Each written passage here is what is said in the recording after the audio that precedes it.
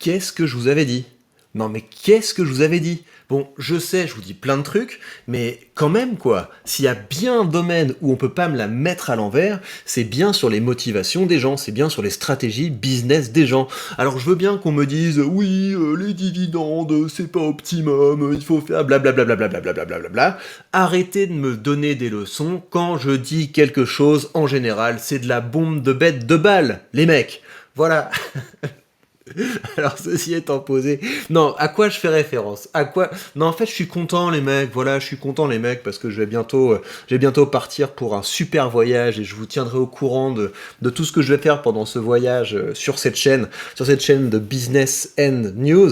Vous vous souvenez? Je vous avais fait un article il y a pas longtemps, enfin un article, je vous avais fait une réaction il y a pas longtemps sur cette chaîne où je vous disais, mais les gars, à votre avis, pourquoi Elon Musk décide de s'en prendre à ChatGPT? Quel est l'intérêt d'un mec comme Elon Musk de s'en prendre à ChatGPT? Est-ce que vous pensez vraiment qu'un gars comme Elon Musk est en mode panique? Ouh là là, l'intelligence artificielle devient dangereuse, il faut la mettre sur pause, etc. Mais non, évidemment que quand Elon Musk disait il faut mettre l'intelligence artificielle sur pause, c'est parce qu'il voulait développer son propre truc, c'est parce qu'il voulait discréditer la concurrence pour créer son propre truc.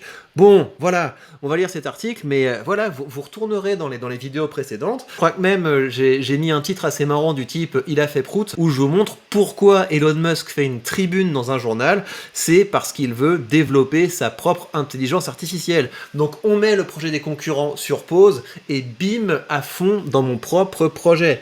Voilà les gars, si donc la prochaine fois que vous voudrez savoir quelque chose sur l'avenir, allez pas voir des gens qui ont plein de doctorats, mais peut-être que c'est des faux doctorats. Allez voir un mec qui a un seul doctorat, qui est basé sur la communication, qui est basé sur comment est-ce qu'on fait des discours efficaces, comment est-ce qu'on capte, comment est-ce qu'on maintient l'attention. Maîtriser la persuasion, ça veut dire qu'on s'y connaît un petit peu en psychologie humaine. Et voilà les mecs. J'ai été insupportable. Bref, on va regarder cet article. Avant, je voudrais qu'on fasse un petit peu d'ordre dans mon portefeuille. Vous voyez là, les dividendes continuent d'arriver, donc ça fait plaisir. Mais on va faire quelque chose, si vous voulez, pour continuer à ce qu'il y ait toujours plus de dividendes qui arrivent. En fait, je vais virer plein de positions. Je vais continuer de virer plein de positions. Des positions dont, voilà, T. Rowe Price.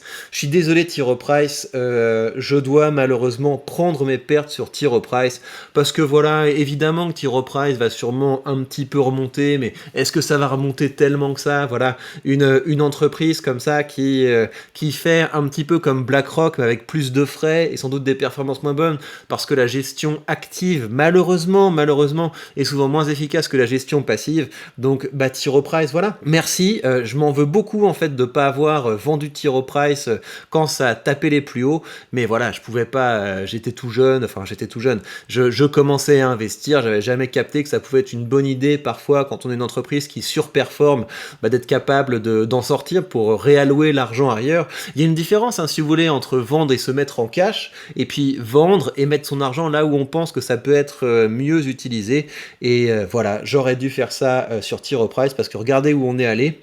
Avec T. Rowe Price, on a tapé les 223, et j'étais avec T. Rowe Price, hein. J'étais avec T. Rowe Price quand on a tapé ses plus hauts, et là, bah voilà, on est dans une zone qui est pas géniale. Donc T. Rowe Price, si vous voulez jouer un coup, voilà, si vous voulez vous dire, je vais choper des dividendes, un bon dividende, et puis attendre que le cours remonte, bah pourquoi pas, voilà. Mais il y a des gens qui ont essayé de faire ça sur Intel, et on a vu ce que ça a donné. Donc je vais sortir de ma position sur T. Rowe Price. Vous faites ce que vous voulez, évidemment, hein. Moi je fais mes trucs, et si vous voulez, ça me fait super peur quand je vois des gens qui me disent oui, suite à ton conseil, j'ai mis telle ou telle chose dans mon portefeuille. Mais les mecs, redescendez, je ne donne jamais de conseils. Moi je suis juste un mec qui fait ses trucs, et si vous voulez voir des conseils dans ce que je dis, vous êtes des oufs les mecs, mais ça n'engage que vous. Alors, bah, on va se mettre la limite, bim, parce que c'est quand même ça qui est cool chez ce courtier, c'est que contrairement à certains courtiers dont on ne dira pas le nom, bah, ils vous foutent pas du spread, parce que vous pouvez mettre des ordres comme ça à court limité.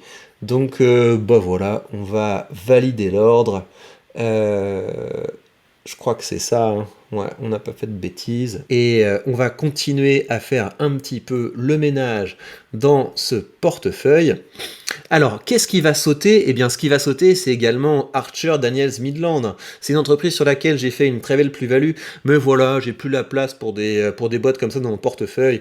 Une boîte qui va mettre encore 150 ans pour me servir un dividende un peu correct. Donc c'est pareil, une belle entreprise, bon secteur, mais quand je me lève, je ne pense pas à Archer Daniels Midland. Ce n'est pas une entreprise qui me motive plus que ça. Donc voilà, mais encore une fois, hein, tout ce que je dis sur ces entreprises, ça ne concerne que moi. Ça, voilà, vous pouvez tout à fait avoir une position là-dedans. Vous faites absolument ce que vous voulez, mais moi, je pense que je peux mettre mon argent dans quelque chose de plus sympa. Donc c'est ce que je vais faire. Et voilà, l'ordre a été exécuté. Et donc vous voyez hein, que le point, c'est que il y a 1 € de frais, mais ce qui est bien, c'est que c'est pas des, si vous voulez, en gros, vous avez deux possibilités quand vous avez un courtier. Hein. Soit vous avez un courtier qui vous met un frais, soit vous avez un courtier qui vous met un petit spread ou une petite commission ou quelque chose de ce genre-là.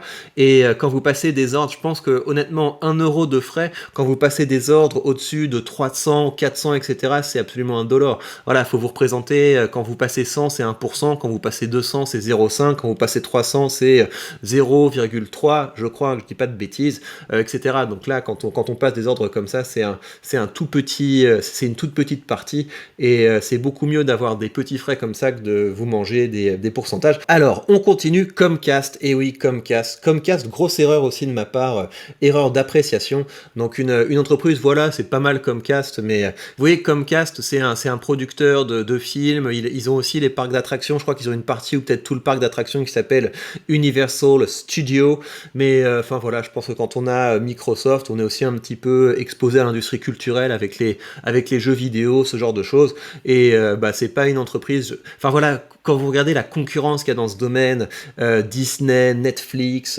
HBO Max, Amazon qui est dedans, Apple va également faire du contenu, etc. Donc je ne suis pas absolument certain qu'il y ait un avenir radieux pour Comcast. Ceci dit, c'est pareil, hein, moi je les embrasse Comcast, je trouve que c'est juste un peu dommage que j'ai renforcé ma position sur les plus hauts. Voilà, on fait des petites erreurs, mais l'important c'est, vous voyez, la plus-value globale. Honnêtement, ça va, donc des fois il faut savoir prendre ses pertes. D'habitude, j'avais tendance à ne jamais accepter de prendre mes pertes. En fait, c'est vraiment ça le critère, c'est je me demande, est-ce que j'ai envie de racheter cette entreprise? Et non, voilà, si j'avais un gros paquet de thunes qui arrivait, comme ça, je sais pas, j'ai 10 000 € à placer, mais jamais je les mettrais là-dedans, quoi. Donc si j'ai pas envie de les acheter tous les jours, autant les vendre. Donc ça, bah voilà, Comcast, on se quitte, bons amis. Prends bien soin de toi, Comcast. Je te souhaite une excellente suite de parcours. Et voilà, on valide l'ordre. Et c'est ciao. Alors, à qui d'autre va-t-on dire ciao? On va également dire ciao à Pfizer. Voilà, Pfizer, pour le coup, j'ai fait une petite, un petit bénéfice dessus, mais si peu. Enfin voilà, j'ai fait quoi? J'ai fait un petit 20% dessus, donc c'est pas trop mal, mais c'est pareil, Pfizer, c'est pas un secteur que j'ai envie de suivre particulièrement. C'est pareil, on leur dit ciao, prenez bien soin de vous. J'ai bien mis vente, hein, ouais, j'ai bien mis vente, et on dit au revoir Pfizer. Ça commence à faire des ronds hein, qui reviennent dans le portefeuille, donc ça c'est très bien. Cisco System, on va dire ciao à Cisco System. Donc Cisco System, c'est pareil, un boîte solide, il n'y a pas de problème. J'ai fait ma petite plus-value dessus, il n'y a pas de souci. Et pour moi, c'est un peu le secteur tech comme ça, mais j'imagine que quand on a Microsoft, Apple, on est aussi bien exposé à ce secteur de la tech. Donc c'est pareil, on va se dire ciao. Pour le reste, il me semble que ça peut rester. Les autres, voilà, Altarea, c'est une position, je la garde par sympathie. OB, je m'en fiche en fait, mais ouais, enfin ça c'est des positions à la limite que je les vende ou que je les vende pas. Voilà, ça change pas grand chose au portefeuille. ST Microelectronics, ça je les virerais bien quand même, mais ouais, est-ce que ça vaut le coup? Mais est-ce que j'aurais envie de mettre un gros paquet de thunes dans ST Microelectronics? Peut-être pas, hein. Peut-être pas, allez, c'est ciao aussi. Allez. Ouais, en fait, j'aime bien cette boîte, mais je trouve qu'elle est quand même un petit peu dépendante de l'état visionnaire, vous voyez, de l'état stratège. Et moi, être connecté avec les états stratèges, c'est quelque chose qui ne m'excite pas outre mesure. Moi, voilà, là, je pense que ça va. Je pense on a bien dégraissé le mammouth, comme on dit. Les autres entreprises, Consolidated Edison, c'est énergie, j'en ai pas assez. Digital Realty Trust, c'est pareil, ça fait partie des boîtes où je me suis mangé un bon gros kick parce que c'est une entreprise de data center. Mais franchement, voilà, ça, je vais la garder. C'est une entreprise, je pourrais réinvestir dedans, il n'y a pas de souci. JP Morgan, j'aime bien. Main Street, c'est mes top positions. McDonald's, ça, j'aimerais tellement réinvestir dedans, mais à chaque fois, elle tape ses plus hauts. Donc voilà, je sais pas quoi faire de McDonald's, mais en tout cas, je vais pas la vendre parce que c'est pas une entreprise. C'est une entreprise que j'aime plutôt bien. PepsiCo, c'est pareil, je pourrais réinvestir dedans. Elle me plaît bien. Realty Income, Schneider Electric, Stack, Starbucks, Total, Amundi. Ouais, Amundi, de toute façon, ça sert à rien que je vende. Obey, ouais, bon, allez, tu vas rester. Et voilà. Donc, je me retrouve avec ce petit paquet de 3 500 euros. Et qu'est-ce que je vais faire? Eh bien, les amis, croyez-le ou non, je vais tout balancer dans Realty Income. Et pourquoi je vais tout balancer dans Realty Income? Parce que c'est une entreprise, bah voilà, je lui fais confiance sur le long terme. C'est une entreprise qui en ce moment souffre pas mal. Regardez, elle souffre pas mal. Pourquoi elle souffre pas mal? Parce qu'on est dans un contexte d'augmentation des taux. Et dans un contexte d'augmentation des taux, bah, une entreprise qui doit emprunter pour acheter de nouveaux bâtiments, évidemment, son business model est impacté. Mais ça reste une des entreprises les plus solides dans ce secteur de l'immobilier. Elle paye son dividende tous les mois, elle l'augmente comme une horloge. C'est exactement le genre de choses que j'ai envie d'avoir en portefeuille. Et donc, je n'ai pas peur de faire cet énorme move de balancer. On va faire quoi? On va mettre 3000. Qu'est-ce que ça nous donne? Eh bien, ça nous donne un portefeuille où on a Realty Income dans les top positions. Donc, on a Apple, on a Realty Income, on a Total, on a Microsoft, Main Street Capital, Air Liquide, etc. Donc là, on a pas mal augmenté le rendement du portefeuille. Et qu'est-ce que je vais faire de l'argent qui me reste? Eh bien, là, vu qu'on a quand même pas mal axé sur le rendement, on va mettre un petit côté croissance puisqu'on va mettre l'argent dans l'ETF qui investit dans le monde entier. Donc ça c'est vraiment c'est vraiment l'ETF monde le plus classique qu'on puisse imaginer. Avec l'argent qu'on a, on va s'en acheter 4. Alors l'ordre a été exécuté et puisqu'il reste un petit peu de thunes, bah là on va aller côté dividende et on va s'acheter, voilà, celui-là je l'aime bien, ça fait longtemps que je ne l'ai pas acheté. Voilà, on a donc fait des gros mouvements dans notre portefeuille pour le rendre plus lisible. Moi voilà, je l'aime de plus en plus ce portefeuille, il me plaît bien. Je pense qu'on a terminé le gros nettoyage, on fera peut-être un peu de nettoyage sur les ETF, mais quoique, moi ça me va très bien tel que c'est. Ce que je vais faire, c'est que je vais devoir changer un petit peu ma stratégie d'investissement parce que vous l'avez sans doute vu, mais De Giro a augmenté ses frais, donc ça veut dire ça va être à partir du 15 mai où en gros il rajoute 1 euro sur tout. Ça veut dire que ça coûtera plus 1 euro de passer des ordres, mais ça coûtera 2 euros.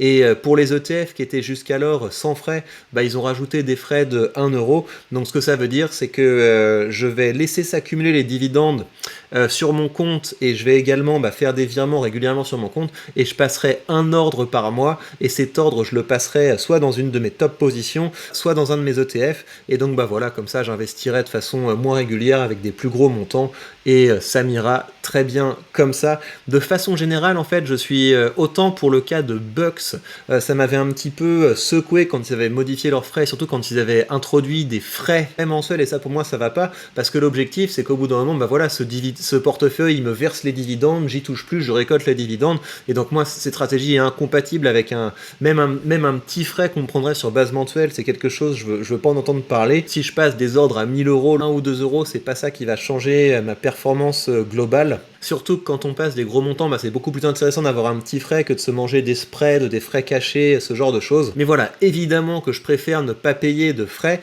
mais ce que je me dis, c'est que si vous voulez, De Giro, c'est un des plus gros néo-courtiers. Vous avez aujourd'hui des néo-courtiers qui paraissent comme ça moins chers que De Giro, c'est parce qu'ils sont encore en train de faire de l'acquisition client, et au bout d'un moment, le jour où ils devront être rentables, ils vont également augmenter les frais, et De Giro, on est sur une boîte qui est, c'est une boîte qui est cotée en bourse, on peut voir leurs résultats résultats, et donc là, moi, je fais pas de soucis là-dessus, outre mesure. Mais de toute façon, moi, je suis pas marié à un courtier, hein, je suis diversifié, vous savez, j'ai aussi un compte chez eToro, j'ai aussi un compte chez Interactive Broker, et donc, bah voilà, si un jour il y a un vrai problème sur un de mes courtiers, bah je vais sur un autre, mais pour le moment, moi, DeGiro, ça me va très bien. Bien, finalement, comme je vous le disais, on en vient à cette affaire.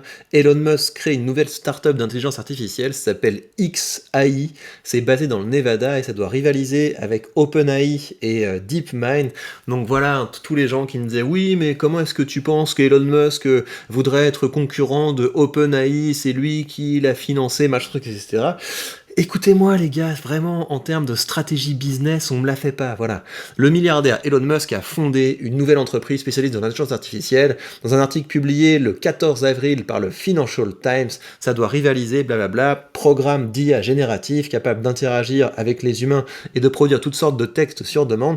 Et vous allez voir que dans pas longtemps, ça va être intégré à Twitter. Twitter va être optimisé pour devenir un concurrent à Meta, à Google et à Microsoft. Je le vois gros comme une maison en fait. Il va tout intégrer autour de Twitter, c'est à peu près certain. Alors depuis la fin février, différents médias spécialisés ont rapporté qu'Elon Musk investit dans ce domaine. Selon des sources anonymes, il a récemment recruté Igor Babushkin, salut, c'est marrant comme nom, et Manuel Croisse, tous deux passés par DeepMind, ok. Il aurait aussi acheté quelques 10 000 processeurs graphiques nécessaires pour entraîner des modèles d'IA génératifs. Très bien.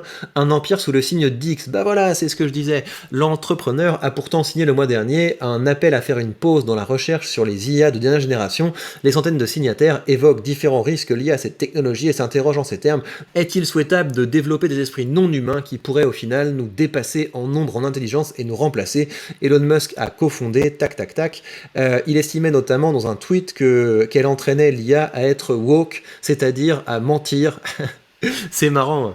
C'est marrant, je pense qu'Elon Musk, il a fait un petit peu un turn comme ça dans sa carrière, parce que au début, il devait être un petit peu associé à d'autres start-upers, et donc quand on est start-upper, on est censé être un petit peu gauchisant, et lui, non, trop pas, en fait. Il a fait un gros coming out libertarien, et je pense que c'est autour de ça, en fait, les scissions qui se sont opposées autour de OpenIA, parce que c'était avec des gars de Microsoft qu'ils ont fait le projet, et les gars et Microsoft, enfin voilà, c'est une grosse boîte, donc une grosse boîte c'est forcément de gauche aux États-Unis, c'est une grosse boîte tech, voilà, c'est les valeurs progressistes, inclusives, etc.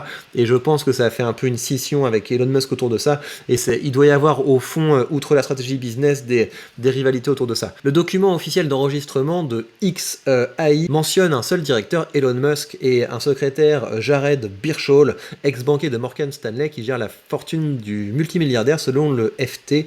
La lettre X est un symbole mathématique que le patron de Tesla, SpaceX et Twitter, Neuralink, affectionne particulièrement. Mais d'ailleurs, en fait, tout le projet autour de changer Twitter en un méta-réseau, en un réseau global, etc., je crois qu'ils appellent ça une All App ou un truc comme ça, ça s'appelle le projet X. Avant l'acquisition de Twitter, il a fait des allusions cryptiques à X, sa vision mais voilà, moi je sais tout, sa vision d'une application à tout faire, messagerie, réseau social, services financiers comme WeChat en Chine. Il a d'ailleurs récemment changé le nom de Twitter en X Corp, dont le siège social n'est plus dans le Delaware mais dans le Nevada, et on le retrouve dans le prénom d'un de ses enfants, un garçon baptisé... Il est complètement taré ce mec, c'est vraiment un fou, mais je suis content qu'il existe, au moins il nous fait rêver. Donc évidemment que Elon Musk avait une stratégie quand il a fait oui, il faudrait peut-être limiter ces dangereuses IA qui sont les IA de mes concurrents, et bim, il arrive avec son propre projet, et on a hâte de voir ça, et on a surtout hâte de voir ce qu'il va faire de Twitter. Donc si vous voulez faire un petit pari, Twitter ça peut être marrant, franchement, hein, si Twitter versait un dividende, je serais dessus. Je serais dessus rien que pour suivre cette aventure-là. Mais voilà, vous connaissez ma stratégie, vous savez ce que j'aime, ce qui me motive, ce sont les dividendes. D'ailleurs, en ce mois d'avril, on vient déjà de dépasser les 100 € en dividendes récoltés, donc ça fait plaisir. C'est des dividendes, évidemment, que je réinvestis. Et je vous rappelle que si vous voulez commencer à investir, vous avez sous cette vidéo le lien vers le courtier que j'utilise, sachant que ce sera plus gratuit à partir de maintenant pour acheter des ETF. Il y aura également 1 € € de frais. C'est comme ça, voilà, moi je ferai avec, et je vous ai dit comment j'allais investir en conséquence, je vous ai dit la confiance que j'avais dans ce courtier. Après, vous êtes libre évidemment de faire ce que vous voulez, mais ça reste celui que j'utilise et donc que je conseille. Et bien voilà, prenez bien soin de vous, on se retrouve très vite, sans doute dans un autre contexte, dans un autre horizon, dans un autre environnement, mais je ne vous en dis pas plus, on se retrouve très vite pour de prochaines news.